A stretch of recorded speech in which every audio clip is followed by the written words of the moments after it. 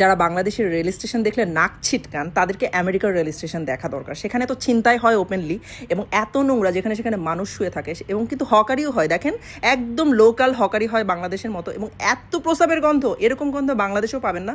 যেখানে সেখানে টয়লেট করে রাখে মানুষ এবং আপনার সেখানেই বসে থাকতে হবে, ট্রেনের জন্য ওয়েট করতে হবে। একজন বিদেশিকে জিজ্ঞেস করা হয়েছিল সবচেয়ে গরিব দেশ কোনটা, সে বলেছিল America. Which country is the poorest country in the world? America, USA, US is the poorest country. because the people are garbage. They are not human beings. They are poor people. They are really poor people. So poor people make poor country.